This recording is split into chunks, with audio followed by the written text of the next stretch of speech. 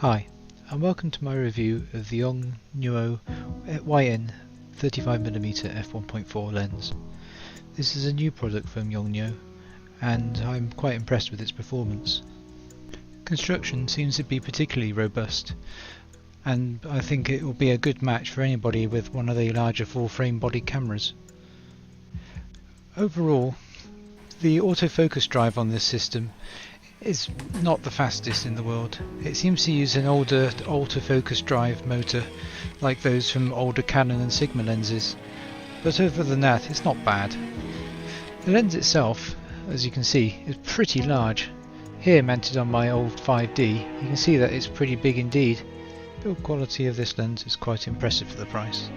It features a micro USB socket at the bottom for firmware updates. The lens itself has a solid construction overall and weighs about 800 grams.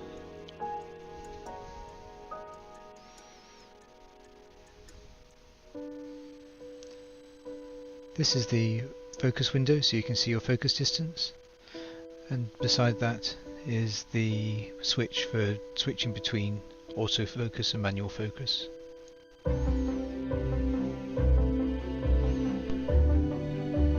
The base of the lens has a solid metal mount, and the lower base of the lens is of ABS plastic of some variety. The lens has a focus clutch, so it won't focus from turning the focus slider in autofocus, and at the top here we have a 67mm filter thread. Overall, lens construction is pretty darn solid. The lens hood is of a solid metal design, making it feel nice and robust, and also giving the lens a feel of quality when using it in the hand. However, there does seem to be a flaw with my lens, which I will show you here. The lens diaphragm doesn't seem to open properly. Anything other than f1.4, one of the aperture blades appears to be slightly stuck, resulting in the lens letting in more light than it should do and overexposing images. It may also result in some slightly strange bokeh in images also. However, the lens quality in of itself is really quite impressive. Here's some images that I took in Manchester this last week with this lens while doing some street photography.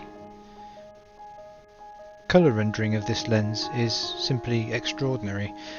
I haven't seen a lens which is this cheap perform quite as well as this ever. Clarity and micro contrast are really quite good on this lens. And the lovely depth of field effect from f1.4 is great for portraiture and product photography.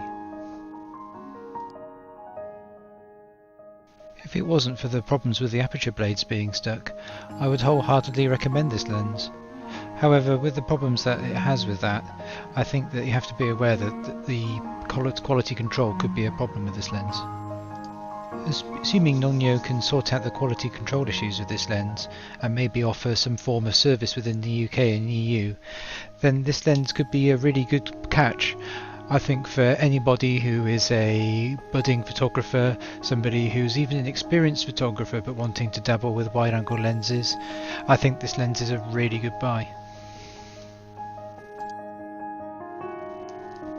In the description below, I've put a link to the P9 Photography webpage, where I've put a gallery up for images so you can check out the images at your own heart's content. I hope you enjoyed my first camera lens review. It's something which I've always had a passion for, and I hope to be able to do more professional reviews in the future. So if you enjoyed it, please give me a thumbs up. Thank you.